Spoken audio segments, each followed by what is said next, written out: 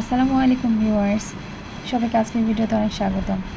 আজকে আমরা ছোট্ট বাবুদের অর্থাৎ 0 থেকে 3 মাস বয়সী বাচ্চাদের এই ছোট্ট জুতাগুলো তৈরি করা শিখব। এটার জন্য যা আমাদের লাগবে,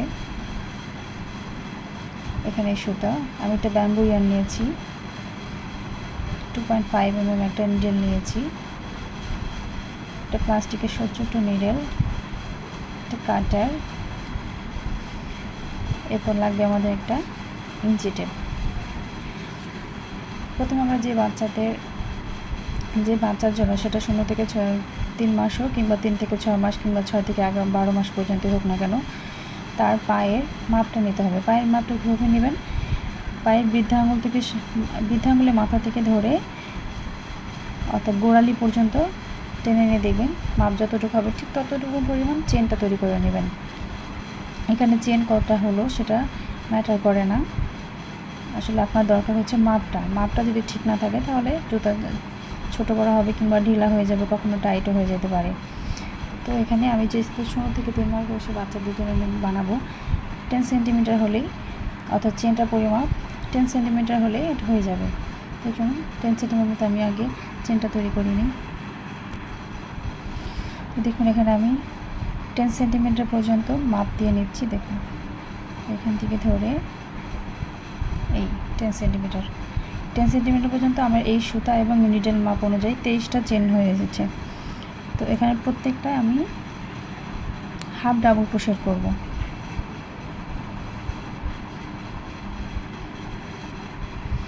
হাফ ডাবল ক্রোশেট করার জন্য এটাকে বেছে নিলাম, নিয়ে প্রথমে 2টা চেন বাদে 3 ঘরে যাব, 3 নম্বর চেনের মধ্যে দিয়ে দেবো।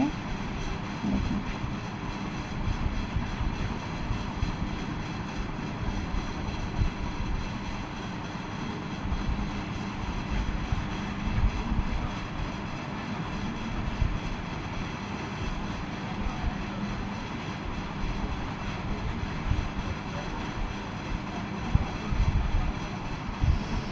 যারা আমার চ্যানেলে নতুন এসেছেন এবং হাফ ডাবল ক্রোশেট কি সেটা বুঝতে পারছেন না, তাদেরকে আমার পূর্বের ভিডিওগুলো দেখার জন্য বলছি। সেখানে দেখলে বুঝতে পারবেন কীভাবে করতে হয় হাফ ডাবল ক্রোশেটগুলো। আর এখানে দেখে তো বুঝতে পারছেন, আর ওখানে বিস্তারিত বলা আছে।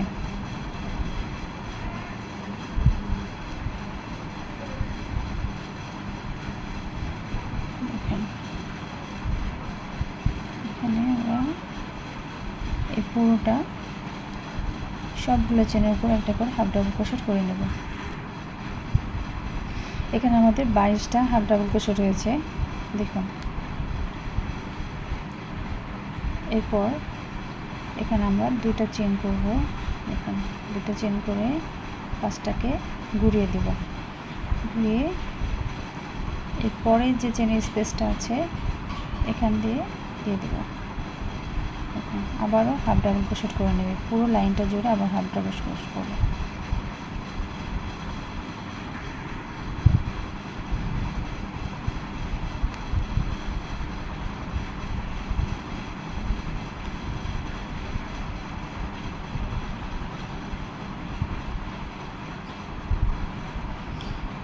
নতুনদের জন্য কাজ করা একটু দেখে কঠিন মনে হতে পারে, কিন্তু কাজটা আসলে অনেক সহজ।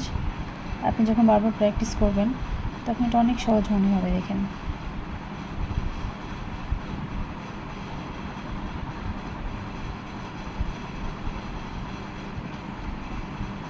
এভাবে এই লাইনটা পুরোটা আমি হাফ ডাবল ক্রোশেট করে নেব।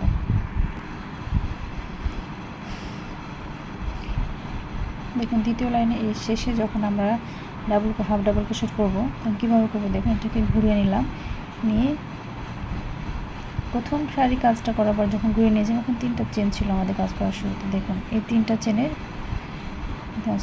চেন ছিল, 2টা চেনের উপরে এই প্রথম 2টার মধ্যে আমরা নিডেলটা দিয়ে দেব।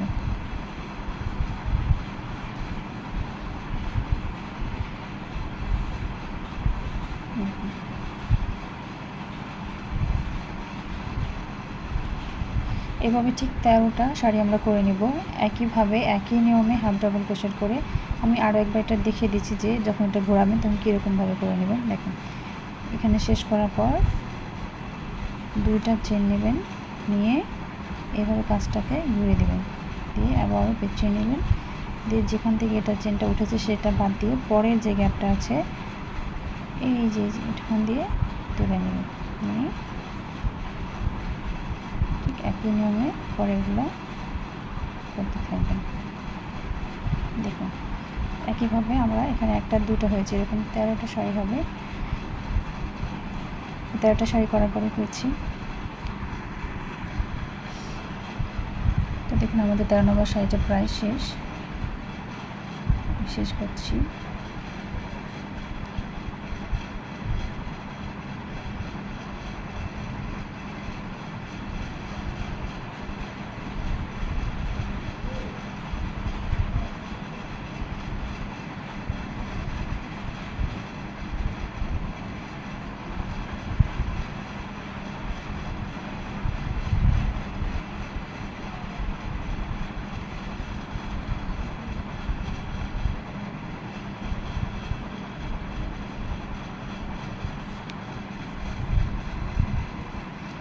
আমি গুনে দেখাচ্ছি আপনাদের 1 2 3 4 5 6 7 8 9 10 11 12 13, 13টা শাড়ি আমাদের হয়ে গেছে।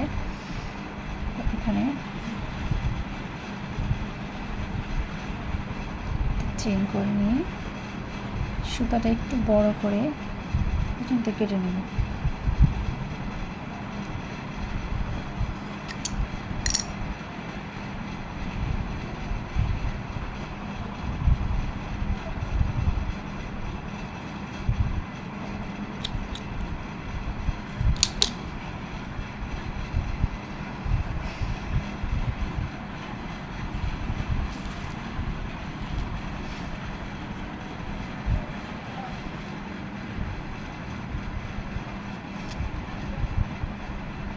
একটু মেপে দেখাচ্ছি আপনাদের, দেখুন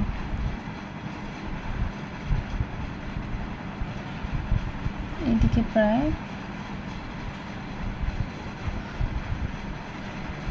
5 ইঞ্চি একটু বেশি, 5.5-এর মতো। দেখুন 10, আর এইদিকে লম্বায় প্রস্থে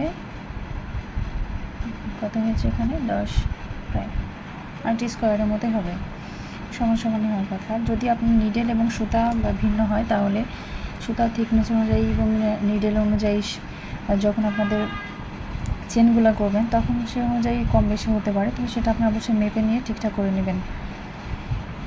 এবার যেটা করবো আমরা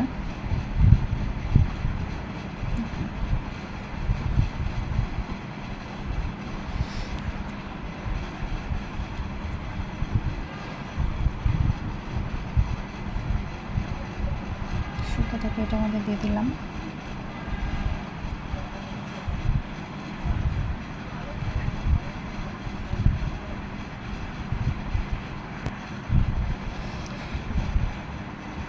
যেহেতু কাজটা দুই পাশ একই রকম সেহেতু আপনি যে কোনো এক পাশ উঠে নিতে পারেন, ঠিক আছে। দেখুন এভাবে নিলাম, এটা যেভাবে শাড়িটা এসছে ঠিক এইভাবে এই দিকে ভাঁজ করে নেবেন, ঠিক আছে। এখন সুইটা দিয়ে প্রথমে আমরা আঙুলের সামনে সেখানে যে ভাঁজটা আছে সেই ভাঁজটা তৈরি করে নেব। দেখুন তার জন্য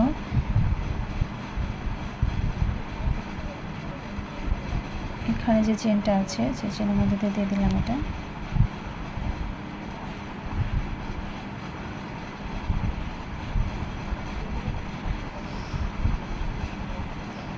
জিগজ্যাগ স্টাইলে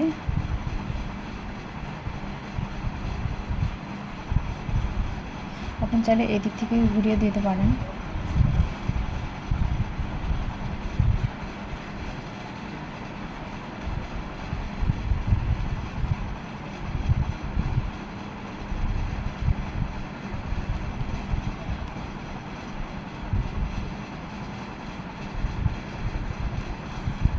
একটা করে চেন বাদ দিয়ে করে দিলেন, হয়ে যাবে। এবার সুতোটা ধরে এটাকে টেনে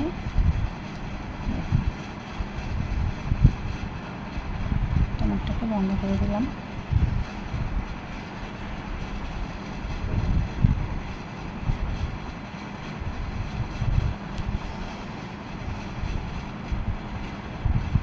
বন্ধ করে এখান থেকে 1 সেন্টিমিটার পর্যন্ত এটা সেলাই করে নেব।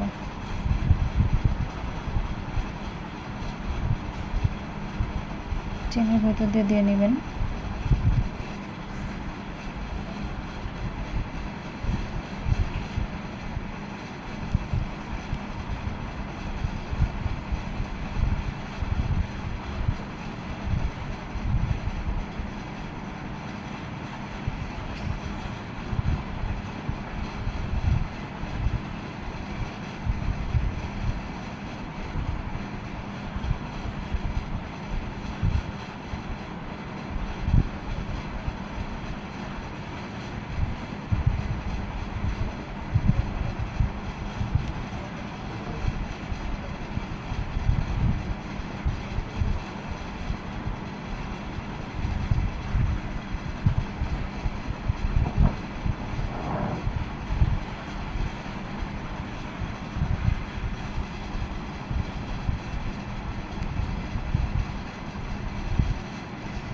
এটাকে ভালো করে টাইট করে বেঁধে নিয়ে সুতাটা কেটে দিলাম। এটা হয়ে গেলে আমাদের জুতার সামনের অংশ, অর্থাৎ আঙুল যেখানে থাকবে সেই অংশটা। এরপর পিছনের অংশটা দেখুন।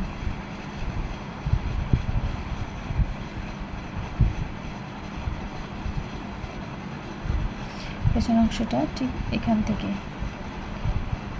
কর্নার থেকে এই কর্নারে নিডল দিয়ে এই সুতাকে এভাবে হাইড করে দেবেন। এখানে দুটোকে ধরে এখানে হাইড করে দেবেন।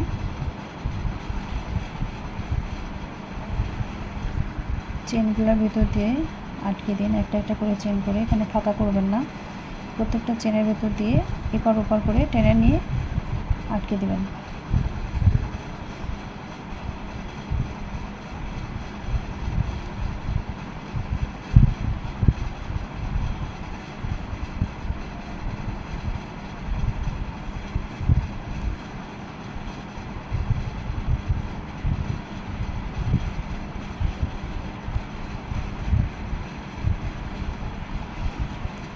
সুতাগুলো যেহেতু এখানে টাইট হয়ে গেছে, এবার আমি এগুলো কেটে ফেলে দিতে পারি, বাড়তি সুতাগুলো না থাকে।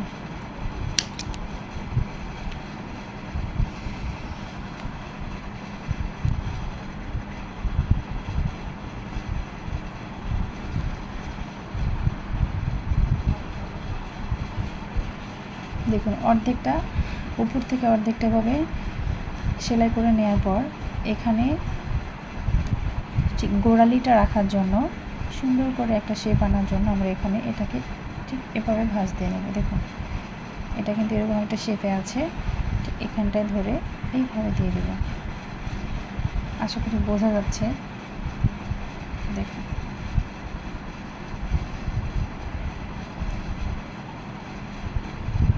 তার জন্য দেখুন এখান থেকে এই পাশ থেকে এই পাশে দিবেন।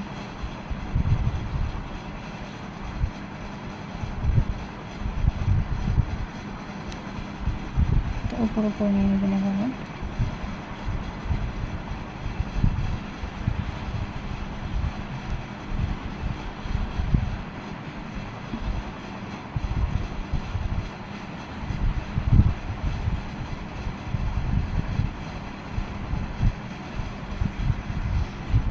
এবার এই পাশটা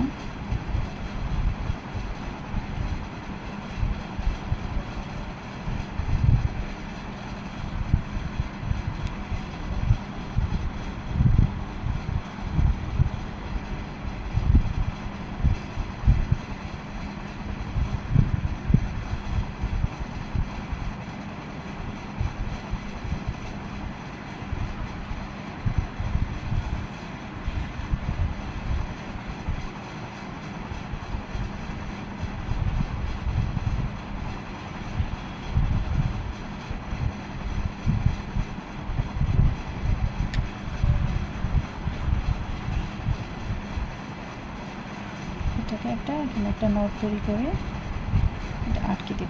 খুলে না যায়। ব্যাস, সুতোটাকে আমরা কেটে নিলাম। এরপর যেটা করতে হবে, এই কাজটাকে আমরা উল্টিয়ে দেব।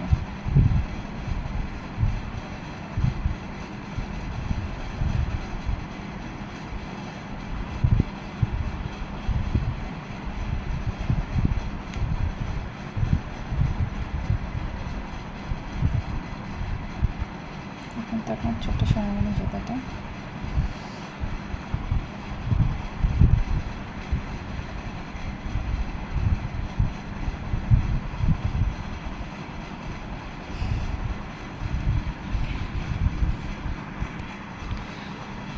আপনারা চাইলে এরকম করে ফুল তৈরি করে কিংবা শুধু পার্ল দিয়ে এটাকে ডেকোরেট করতে পারেন, দেখতে অনেক সুন্দর লাগবে। আর বাচ্চারা পরলে তো আরও বেশি সুন্দর দেখায়, ভীষণ মানায়। আশা করি বুঝতে পারছেন। তো ধন্যবাদ সবাইকে সাথে থাকার জন্য। ভিডিওটি ভালো লেগে থাকলে অবশ্যই চ্যানেলটিকে সাবস্ক্রাইব করবেন, লাইক কমেন্ট করে পাশে থাকবেন। ধন্যবাদ।